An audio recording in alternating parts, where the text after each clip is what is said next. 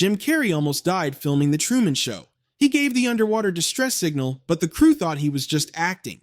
And that's just one of 45 insane facts about this movie that'll blow your mind. No scripts, no cue card. It isn't always Shakespeare, but it's genuine. Stick around because number 7 will shock you.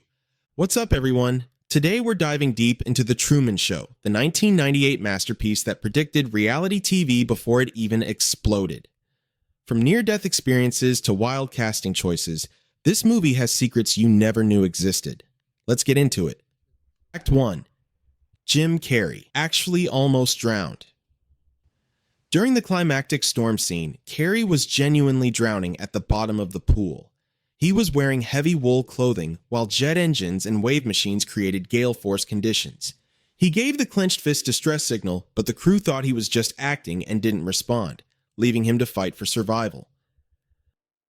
Increase the wind! Fact 2. The crew lost Jim Carrey in the tank. After Carrey barely escaped drowning with his last breath, making gigantic strokes toward the wall, the storm kept raging for another full minute. The crew frantically searched the tank, having no idea where their lead actor had gone or whether he was okay during those terrifying moments. Fact 3. Dennis Hopper was fired after 2 months. Dennis Hopper was originally cast as Kristoff and filmed for 2 full months before either being fired or leaving due to creative differences. Different versions of this story still circulate today, but the drama forced a complete reshoot of a major character's scenes midway through production. Because I believed, for reasons other than the studio's system, I believed it had to be this. Fact 4. Jim Carrey and Ed Harris never met. The incredible on-screen dynamic between Truman and Kristoff was achieved without the actors ever meeting during filming. Carrey had completely wrapped all his scenes before Harris was brought in as the emergency replacement for Hopper. Their chemistry exists purely through editing and performance, making it even more impressive. But in my world, you have nothing to fear. Fact 5. Ed Harris had 4 days to prepare. Ed Harris was a last-minute emergency replacement who met director Peter Weir on a Thursday. He then worked another project in New York for just 4 days before starting as Kristoff the following Tuesday. He had almost no preparation time for one of the film's most crucial roles. Have a successful television show. He was going to start it out called Bringing Up Baby. Fact 6. Weir planned to hijack movie theaters. Planned to stop the film mid-screening in actual theaters. Projectionists would cut to video shot by cameras installed in every theater, showing the actual audience watching themselves, then cut back to the movie. This meta concept would have shattered the fourth wall completely. He was directing and he'd done Forrest Gump a little closer and so on. Fact 7. Jim Carrey took an $8 million pay cut. Instead of his standard $20 million fee, Carrey accepted only $12 million for this role. He desperately wanted to be known as a multifaceted dramatic actor, not just a comedy star. This represented a massive financial sacrifice to prove his range and artistic credibility. Hey, Pluto. No. He won't hurt you. Fact 8. The famous catchphrase honored Carrey's father. Good morning, and in case I don't see ya, good afternoon, good evening, and good night was inspired by Carrey's own father, who wanted people to feel covered. Carrey explained that his father's demeanor was Truman, making this character a deeply moving personal homage to his dad. My father, fantastic saxophone player, and before I was born, he had an orchestra. Fact 9. The mirror scene was completely improvised. The iconic moment where Truman draws on the mirror with soap and acts strange wasn't in the script at all. Carrey completely improvised it, revealing he actually does this in his real morning routine, drawing soap masks, bodysuits, and elaborate costumes on his bathroom mirror. Truman, you're gonna be late. Okay! Fact 10. Carrey drew a dress on the mirror too. In another take of the mirror scene, Carrey drew long curly hair and a full dress on the mirror, though this version didn't make the final cut. His improvisational commitment to bizarre morning routines came from genuine personal habits that he brought to the character naturally. Fact 11. Gary Oldman almost played Truman. Gary Oldman shot test footage for the lead role before Jim Carrey was cast. The film would have been dramatically darker with Oldman in the part, creating an entirely different tone. Imagine The Truman Show as a psychological thriller rather than the bittersweet dramedy we know. Acting, it's just a masterclass in. Fact 12. Robin Williams was seriously considered for the role of Truman Burbank, which would have created an entirely different tonal shift. Williams's unique blend of manic energy and melancholy would have taken the character in an unpredictable direction, potentially making the film even more emotionally complex. People get it to be, we see on either, and you see on the news at night, you see something so horrific, then you turn it, and anyway, there's a movie that's something. Fact 13. The original script was way darker. The film was originally titled The Malcolm Show and presented a much darker paranoid drama set in Manhattan rather than an idyllic small town. The tone was far more sinister, envisioned as a paranoid thriller in the vein of 1970s conspiracy films. Look, it's Malcolm!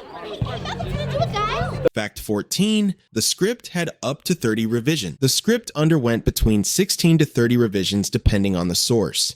Peter Weir and screenwriter Andrew Niccol worked through numerous drafts during the year-long production delay, completely transforming the story's tone, setting, and approach from the original vision into something more accessible. Well, I guess the reason I'm drawn to science fiction is because it's sort of a Trojan horse approach to ideas. Fact 15. Truman was originally a teenager. Truman was originally supposed to be just out of high school, not a 30-something insurance salesman. The character was conceived as a teenager, but Jim Carrey's age necessitated the change. This shift fundamentally altered the story's themes about loss, potential, and midlife awakening. Special story, but that's, without the Ace Ventura, I wouldn't be doing it. Without that, I wouldn't be doing it, because Peter Weir looked at that and he went, here's someone who wants to take chances, who was willing to risk it all, basically. Fact 16. Production waited a year for Carrey. Production waited an entire year for Carrey to finish filming Liar Liar. Director Peter Weir later called this delay a great accidental happening, because it allowed them to perfect the script's logic and work through all the complex world building the story required. Fact 17. Weir wrote a 10-page Christoph backstory. Peter Weir wrote a detailed 10-page backstory for Christoph, explaining how he was 29 when he convinced the Omnicam Corporation to greenlight a show called Bringing Up Baby. This extensive document detailed how the show was originally just about documenting an infant's first year. Fact 18. Christoph won an Oscar for secretly filming homeless people. In Christoph's backstory, he won an Academy Award for a documentary about homeless people, where he secretly filmed them in a crash pad without their knowledge. This made The Truman Show a logical extension of his increasingly invasive documentary methods and ethical compromises. Fact 19. The show was originally just for baby products. Within the movie's universe, The Truman Show was originally pitched just to sell baby products and was only supposed to document Truman's first year. When it became an unexpected hit, they kept expanding the set and his life, creating the massive production we see. Fact 20. The show won multiple Emmys. Within the film's universe, The Truman Show was a frequent Emmy winner. This detail was included in Peter Weir's extensive world-building documents that created the fictional show's history and cultural impact. The show within the show had its own complete awards legacy and critical reception. Fact 21. Carrey and Weir had a difficult start. Jim Carrey's contract gave him power to demand rewrites, creating initial tension with director Peter Weir. However, Weir became impressed with Carrey's improvisational skills, and they developed a strong collaboration.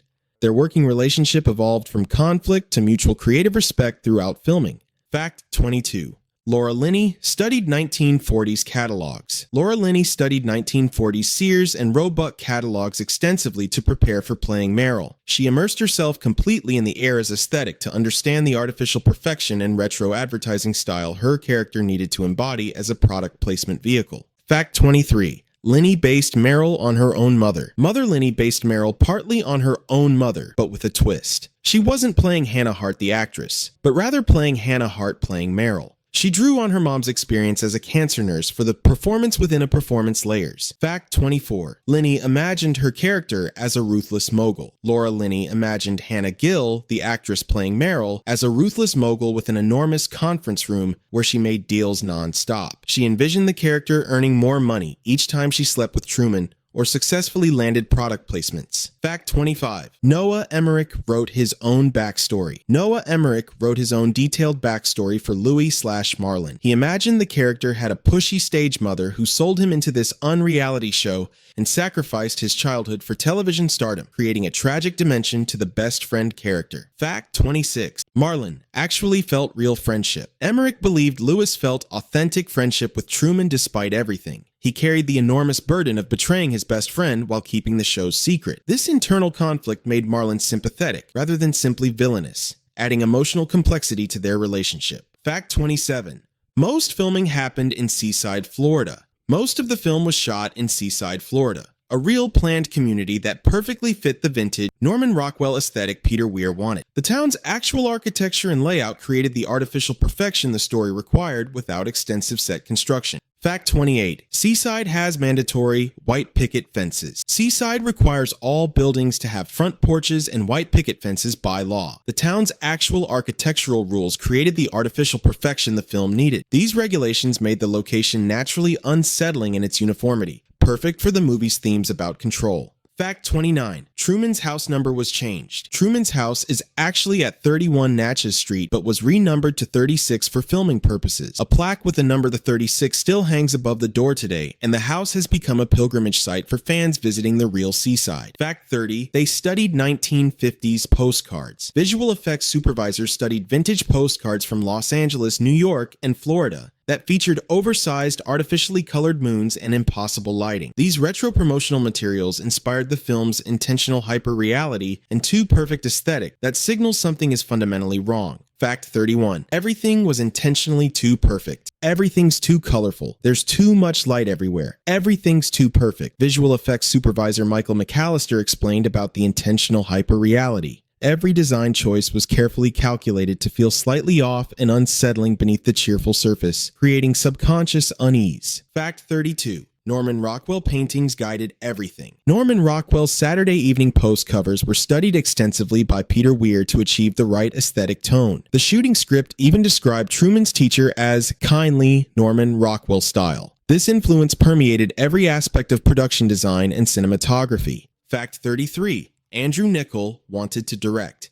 Andrew Niccol originally wanted to direct his own script as his directorial debut. However, Paramount deemed the $80 million project too risky for a first-time director. This disappointment led Niccol to direct his next screenplay, Gattaca, instead. Fact 34. Carrey accepted the role immediately. It was the fastest Jim Carrey ever accepted a role in his career. He was so captivated by the script's premise and philosophical questions that he agreed almost immediately, recognizing the material's potential to showcase his dramatic abilities and break his comedy typecasting. Fact 35. Weir filmed a half-hour documentary. Peter Weir filmed a complete half-hour documentary about the fictional show. He had actors answer questions as their on-screen personas and compiled so much good material that a documentary unit captured everything. This created an entire additional layer of world building. Fact 36. The documentary aired on Nick at Night. The fictional documentary actually aired on Nick at Night, presented as an episode of True Talk, hosted by Harry Shearer's Mike Michelson character. This blurred fiction and reality even further, extending the movie's meta-commentary beyond the film itself into actual television programming. Fact 37. Weir considered playing Christof himself. Peter Weir considered playing Christof himself for the ultimate meta-commentary.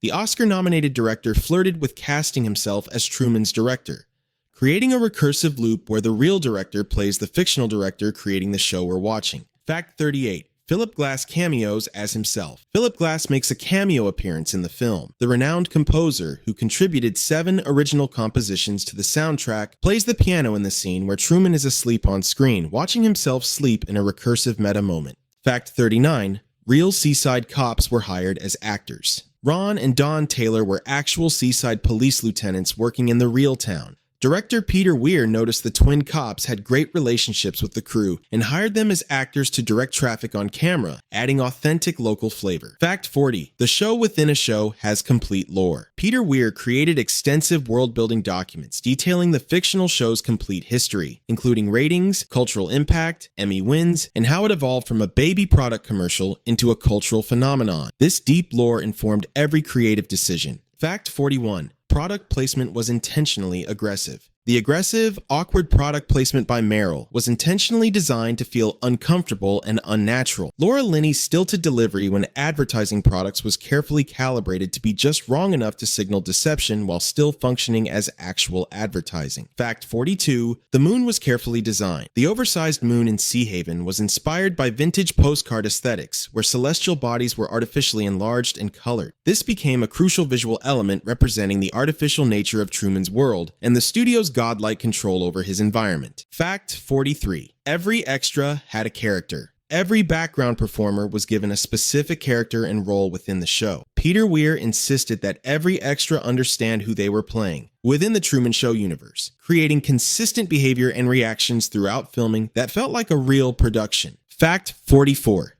The dome was a theoretical impossibility. The massive dome containing Sea Haven would be structurally impossible to build with current technology. Production designers acknowledged this, but felt the visual metaphor of Truman literally breaking through the sky was too powerful to sacrifice for engineering accuracy or realistic constraints. Fact 45. The ending was debated until the last minute. The film's ending, where Truman walks through the door into darkness, was debated extensively during post-production.